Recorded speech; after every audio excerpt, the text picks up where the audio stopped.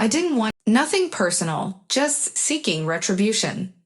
Although significant advancements have been made in recent decades, with everyone now carrying a telephone in their pocket, including myself, naturally, many people still hold onto their landlines. We also have a landline phone, although, to be honest, it serves its purpose less often than it collects dust. Toma, and I only remember its existence when the subscription fee bills arrive. We contemplated giving it up, but then, well, it's not a major inconvenience. It doesn't require food, and it's inexpensive, especially since we rarely use it. The ringing in the room didn't immediately register with us, such is our familiarity with the sound of the city phone. We were having dinner in the kitchen, our cell phones and my wife beside us, while in the other room, there was a landline phone. We exchanged puzzled glances, and Tonka curiously went to answer the call.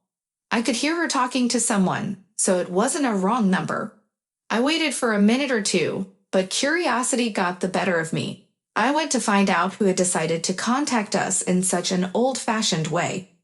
While Tamarka was engrossed in conversation, she glanced at me questioningly, covering the receiver with her hand, and whispered, "It's Katushka Mariina." I nodded in response and joined her on the sofa. "Katiusha, what is this conversation about?" "I'll tell you, and Vanya too. He can defend his thesis on heart diseases," Tonka said, nodding in my direction with a smile as she spoke into the phone. "Yes, the doctors gave us a lot of information, but we've already made changes in our diet and lifestyle. Send my regards to Katushka and Vadik," I told Tonka. "Yes, Vanya sends his regards to you." My wife continued the conversation on the phone. "So, how and when would you like us to inform you?" "We've already been on the phone for more than 5 minutes. Can we come over?" Tonka asked and listened to the response. "No problem, we can come over. When?" "What's going on?" I whispered, trying to make sense of the conversation between the women. "Should we go to Katya now?" Tonka asked me again, her hand covering the phone. "Sure," I replied. "Katusha, it's not a problem," my wife assured the person on the other end of the line while nodding approvingly at me. "We'll be there in a couple of hours. I won't have time to bake anything, but we'll buy something for tea." Tonka hung up the phone and briefly informed me that Vadim had suffered a heart attack and was about to be discharged from the hospital. Katusha was interested in caring for heart patients, particularly their dietary needs, to ensure they adhered to the doctor's recommendations. "It's a peculiar situation," I began. "Explaining the diet is not a problem, of course. Nowadays, doctors provide detailed explanations, and there is plenty of information available on the internet."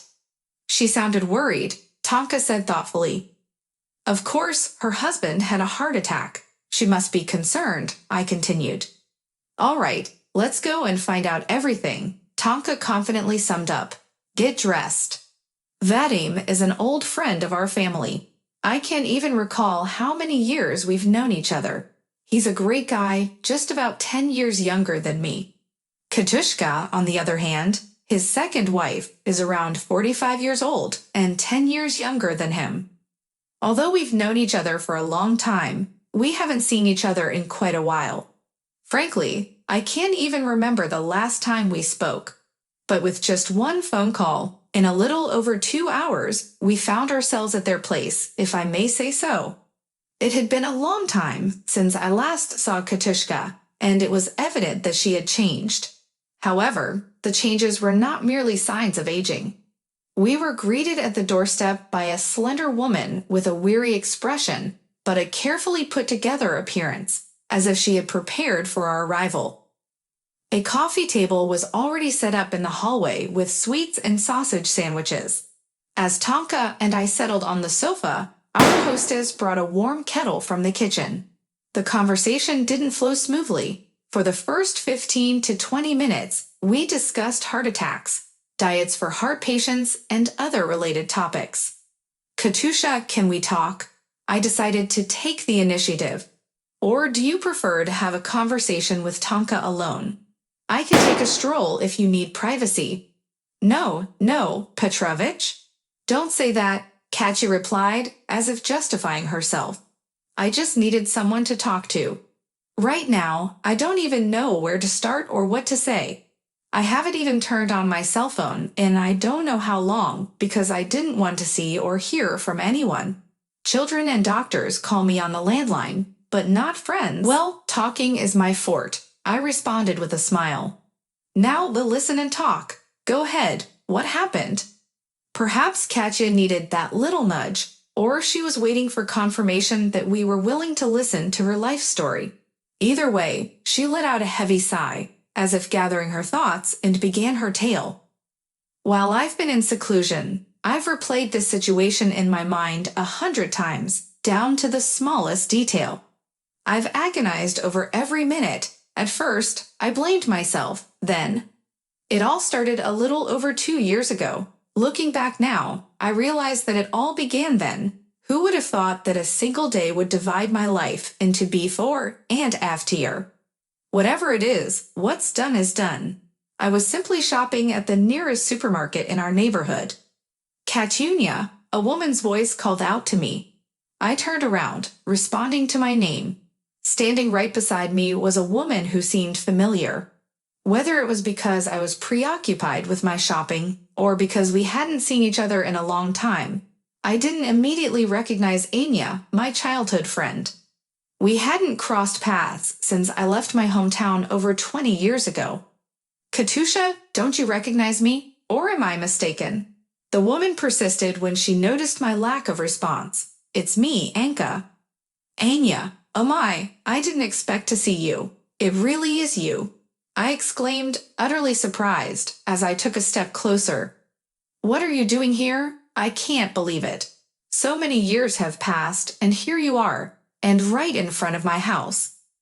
I decided to chase after big money in the big city. I moved 750 kilometers away from home. Though the big money is still far from reach, I haven't lost hope. The most important step is that I decided to change something in my life, and the rest will follow. Naturally, I invited Anya to visit, and as soon as I finished my shopping, we started meeting more frequently, almost every day. On weekdays, she would come over in the evening to chat over coffee, sharing her struggles with job interviews and the challenges of finding work. About a month and a half after our initial meeting, she mentioned, if things continue like this, I might have to go back home. My new life seems to be more about expenses than earnings, rent, food. That same day, before going to bed, I cautiously approached Vadim and directly asked if he had a position available for an accountant.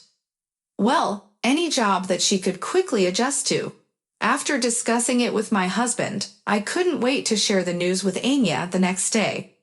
Anyat, do you know anything about trucking? Didn't you work in logistics? I asked eagerly, trying to please my friend, as she arrived for our usual evening coffee. Why do you ask? Anya looked surprised and curious. I know you've always been strong and independent, rarely accepting help. I continued. But perhaps that was in your previous life. You've piqued my interest, Katya, Anya responded with surprise. I spoke to Vadik yesterday. There's a chance for you to get a job at his company. Maybe not as an accountant, but still, if this opportunity suits you, of course, really. Anya interrogated with visible joy. That's the best news since I arrived in this city. What do I need to do? And is the salary decent? You'll find out all the details, I said, satisfied that I could help my friend. Stay longer than usual today, wait for Vadim, and discuss everything with him. He's the big boss, and I won't interfere in his affairs. I don't know if Vadim genuinely needed more employees, or if he simply didn't want to refuse my request. It doesn't matter. Either way, Anya started working at Vadim's company a few days later. And although, if Vadim were to hear me say it's his company, he would take offense. We met him when he was going through a divorce, leaving his wife and son behind. We started everything together from scratch. I eventually drifted away from the transportation and logistics business, deciding to pursue what I enjoyed more. But Vadim never forgot how much effort it took to build our small but stable business. He never missed an opportunity to emphasize that it was our company, not just his. In general, after Anya started working, we saw each other less frequently. Our daily evening coffee parties became a thing of the past. We began to call each other more often, but not on a daily basis. About 6 months later, I decided to ask Vadim how my friend was doing. I felt that this period was enough to evaluate her and reach a verdict, whether he had hired her for nothing or if I had gone through the trouble for a good reason. Vadim told me that she was a diligent worker, and she might even be promoted if she desired and put in the effort. But the most important thing, as Vadim mentioned, was that she was unmarried, so she wouldn't refuse business trips or work extra hours during emergencies. Why? Because she had no one to rush home to, she was alone. I felt reassured and even happy. Our meetings with Anya became less frequent, and we only knew for sure that we would meet at nearby events. But between celebrations, there was no certainty. She was a busy lady now. A year had passed since our chance encounter. Anya had been promoted, and Vadim couldn't be happier. All I heard was Anechka this, Anechka that, Anechka proposed, Anechka did well, my husband was pleased, and I was happy. After her promotion, Anya had more free time. She traveled less frequently on business trips, and when she did, they were at a different level. Perhaps she felt more confident, but we started seeing each other more often. Not only had she changed in appearance, but also in her demeanor. We were the same age, and I remembered her since we were kids. We attended the same kindergarten, then the same school. Our paths diverged when I transferred to a school in our city, while Anya remained in her childhood city. But fate destined us to be friends, just as our mothers had been best friends since childhood, and they still can't do without each other. That sense of friendship was passed down to Anya and me. A few more months went by, and Anya started engaging me in strange and unpleasant conversations. More precisely, she began asking questions. She seemed curious about whether Vadim often stayed late at work or frequently went on business trips. Initially, these questions didn't strike me as odd until my friend confronted me directly. Aren't you afraid, Kagunya, that they might take Vadim away from you?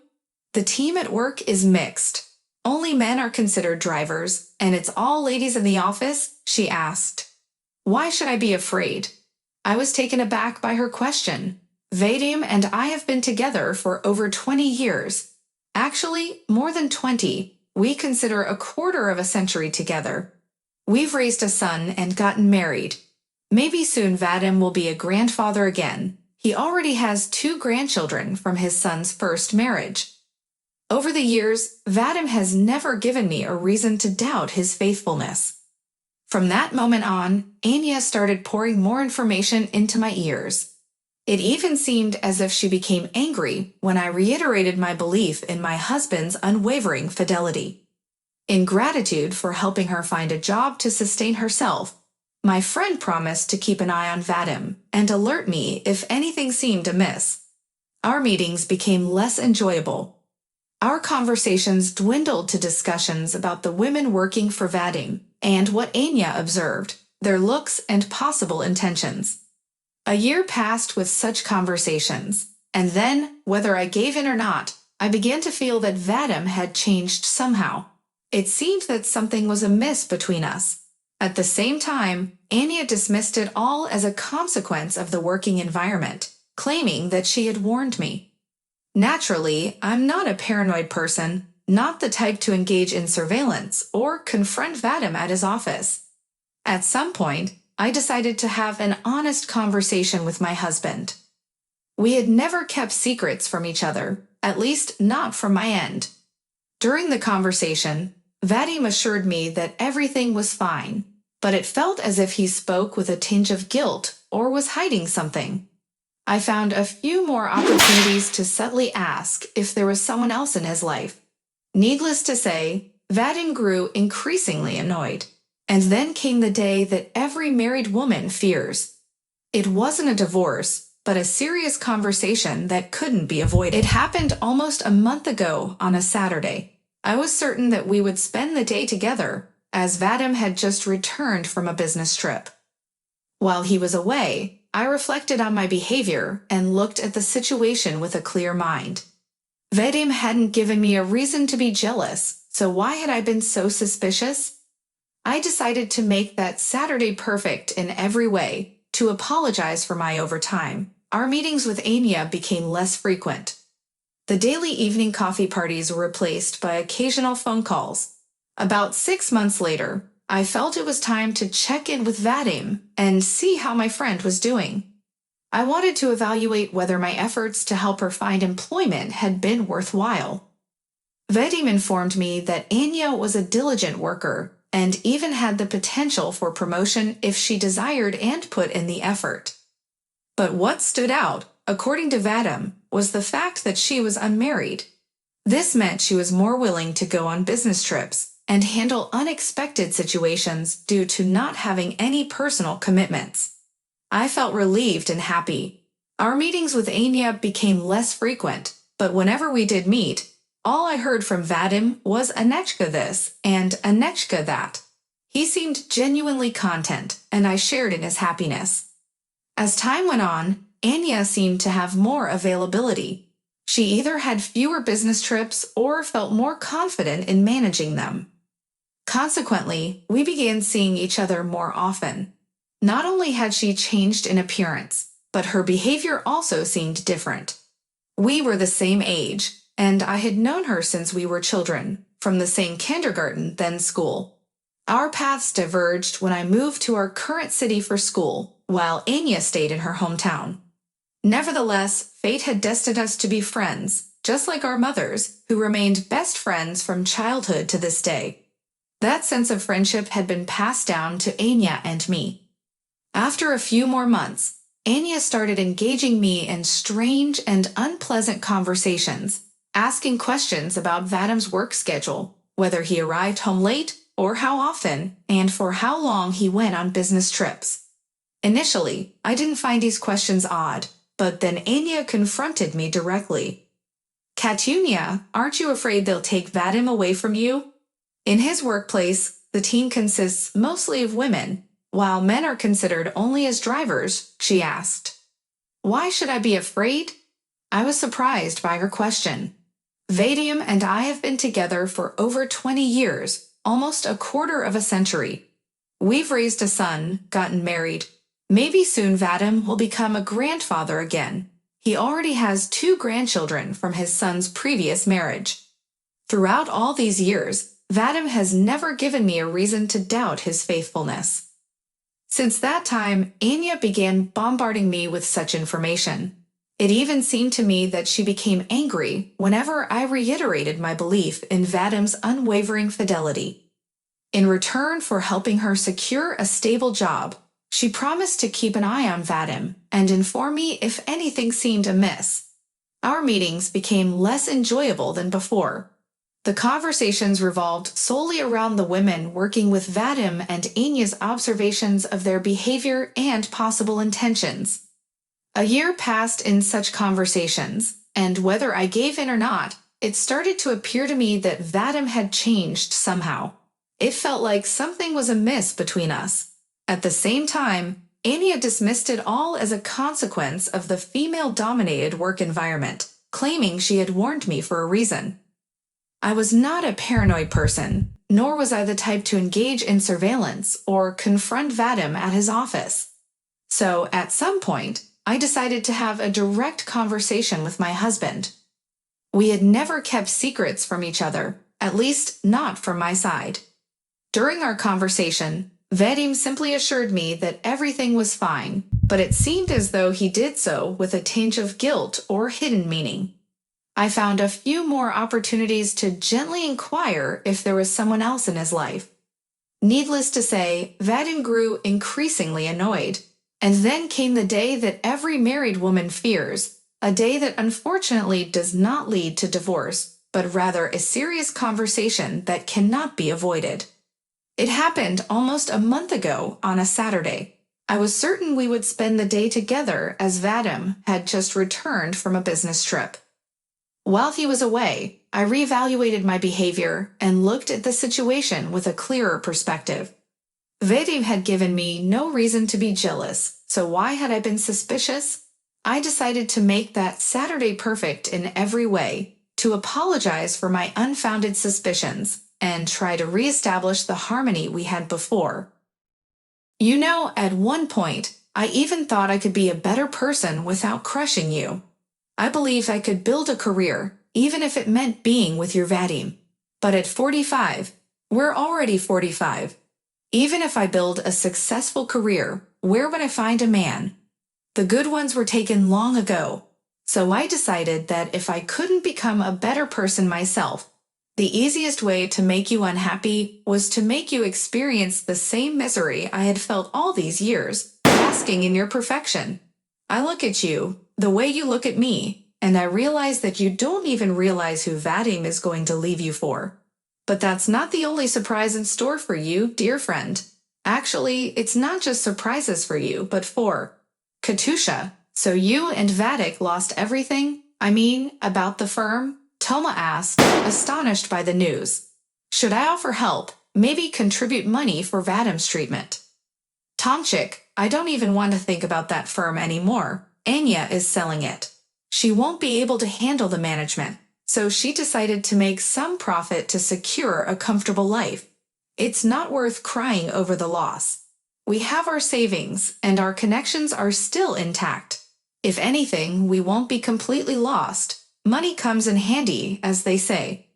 Vadim is slowly recovering, and thank goodness, our son is lending a hand. But it's just me. You, Katusha, hold on, Tonka interrupted.